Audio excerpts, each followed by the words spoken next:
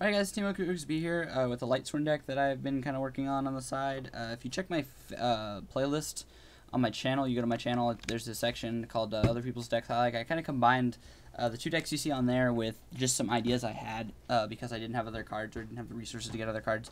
Now I am proxying like 5 cards in here. It's just 3 Celestia, a Recharge, and a Gold Sark. Now I am going to get these before they go cheap, like, you know, Sark. I mean, I want to run this deck. Basically, excuse me. Basically, here, let's put this here so you have something to look at while you're waiting. Pro game. But, so basically I built this deck because, as you guys know, I have Gardini Autos deck. I have the Dimensionally Autos, and, I mean, I'm not trying to, like, brag or, you know, anything like that, but, I mean, that deck takes a lot of skill, and I mean, other people at my locals would obviously disagree, but I'm pretty sure that my deck is the most skillful deck there. I'm not saying I'm the most skillful player and that I win all the time, although I have topped the last 3 times, top 8. I mean, I usually don't. I don't even expect to, but I did somehow miraculously. But anyways, so I have Dimensionally Autos deck, and that's a really skillful deck. And since I just recently got my job at Food City, for those of you who care, not that it's like hard work or anything like that, but I'm already lazy as it is, so once I get off work, I'm not going to want to, oh, I just got off work, I just have enough time to get to a tournament, and pick up my friend to go to the tournament, so now I got to run a deck that takes skill, and, so for those days that I just feel, and I don't feel like doing anything, I have Lightsworns. It's a deck that takes little skill as it is, plus I don't have a side deck for it, because that's even more skill required in a side deck, so it's like, screw it. If I lose, I lose. I don't care. I'm playing Lightsworn. It doesn't really matter. So let's go ahead and go on to the deck. Like I said, I'll be ordering this stuff hopefully this weekend or so, or next weekend, I should say. So here we go. Double Judgment Dragon, because they're good. Agors, pretty much self-explanatory. Triple Celestia, a lot of people run 2. I'm liking the 3 because I run the Triple Wolf. I love how my Celestias aren't even like printed out proxies. It's like Infernity Reflector, Blackwing Ghibli, and Batteryman AA. I think that's funny. But yeah, so 3 Celestias. With all the stuff that I run, the spell trap removal and whatnot, I think 3 Celestias is necessary, definitely. You know, everybody says it's a mini Judgment Dragon, when really it's just a mini, or it's a, sorry, a Lightsworn Monarch is basically what it is.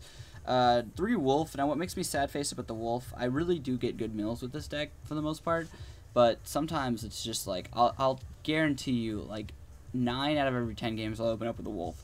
And if I cut it down to 2, I know my luck, I'll still open with a Wolf, and that'll put me with the Wolf in my hand, plus only 1 in deck.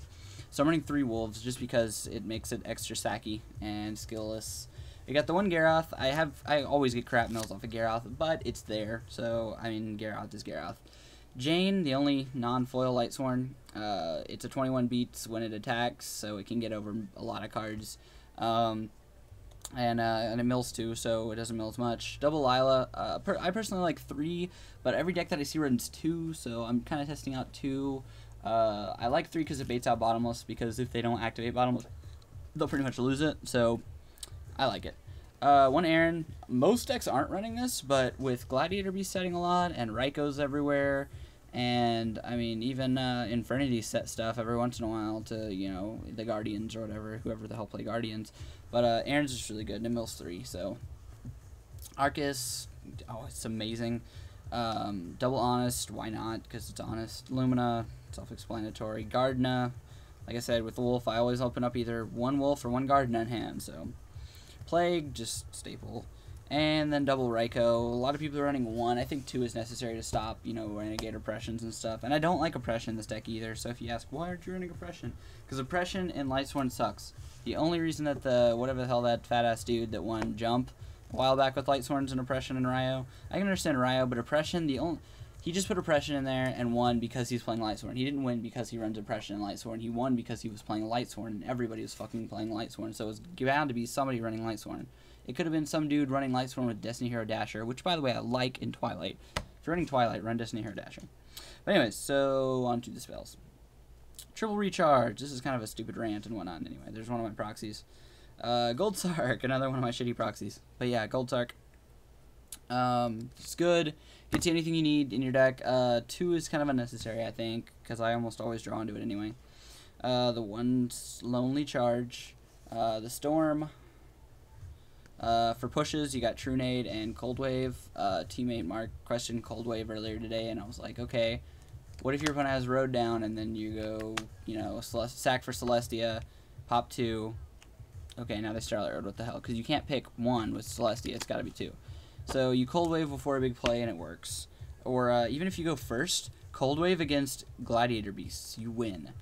Because if Gladiator Beasts can't get their setup first turn, they pretty much lose. It's hard for them to come back from like a Celestia first turn, popping a Hoplimus, sorry. So it's really good. Foolish Burial for the extra, you know, Wolf or 4th Lightsworn, even though that's hardly ever what you do, or Plague or Nagardna or whatever. The Pro I'm Lucky Brain Control that Timmy wrote on.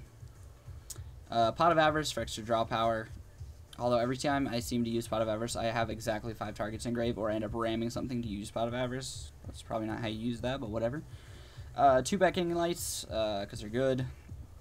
Triple T-Roar, because like everybody's running OTK decks, and just about every deck, top tier deck right now, can OTK in some way or another. Like even X-Sabers, which aren't known to, can.